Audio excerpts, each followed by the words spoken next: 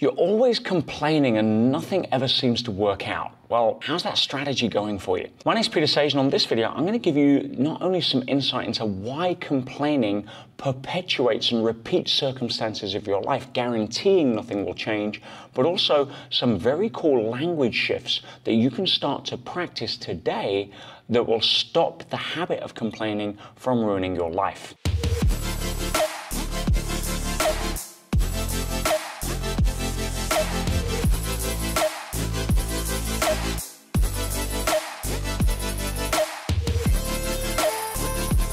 When it comes to complaining, it's natural if we are trying to control the outer world or we're trying to get through life and we see things that don't fit our pictures.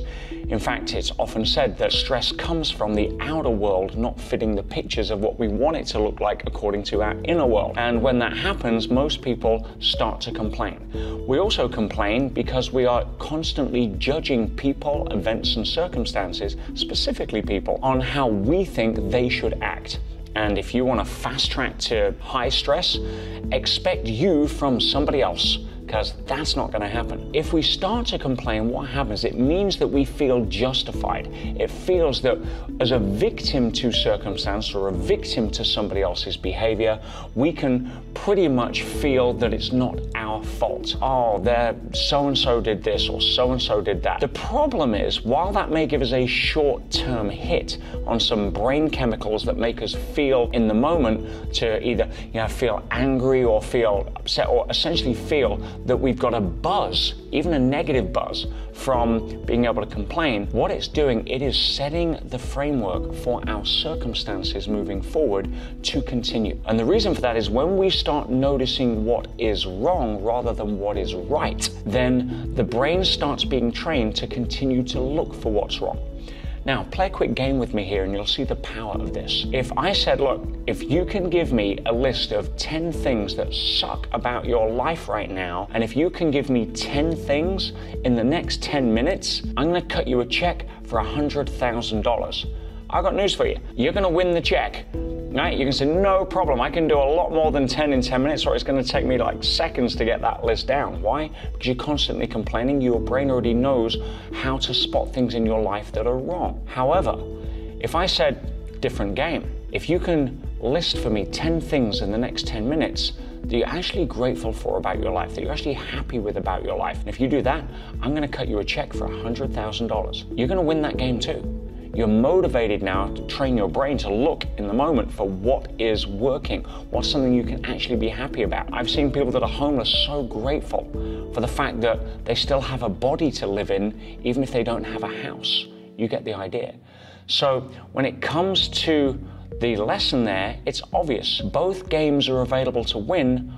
Which one do you want to play? If you want to start training your brain to look for more positive things rather than wiring it automatically to piss you off, to validate the fact that life sucks and then wonder why you notice more things about why life sucks, here's a couple of language tips I want to share with you. Instead of saying, I've got to do something, I've got to pick the kids up from school, I've got to make dinner, I've got to be at the meeting. If you switch the word got to get, you have a very different relationship to it. Oh, I get to make dinner.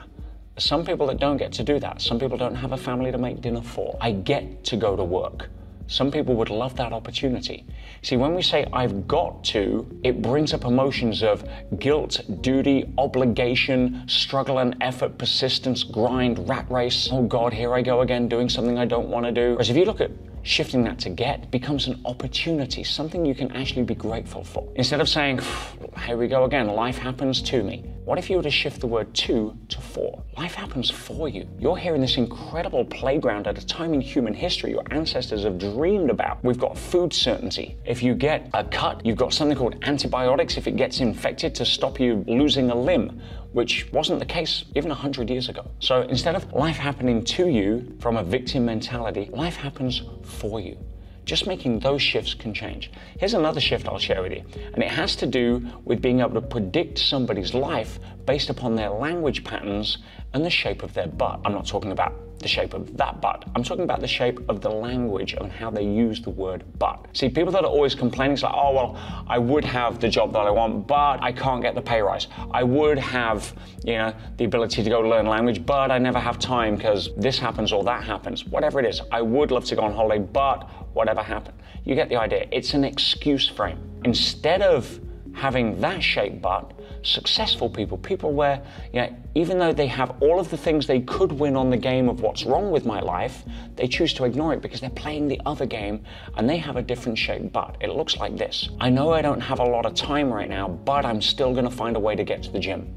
Or I know I could, lie in bed because I'm really tired, but I promised myself I was gonna get up and so I'm gonna do it. See, just making those shifts on how you use those words can take you from a complainer who will always have a life to complain about to somebody who starts to shift and notice the beauty in life. Now, if you'd like to train your brain to have limitless possibility and be a positive machine rather than whiny old complaining machine and upgrade your mindset, click the link for a special message from our partners at New Mindset Hypnotherapy, where they've created special technologies and audio tracks that you can listen to that'll help do all the heavy lifting for you and retrain your brain, no matter how complaining it's been in the past, to a limitless positivity machine. Click the link now. Go enjoy.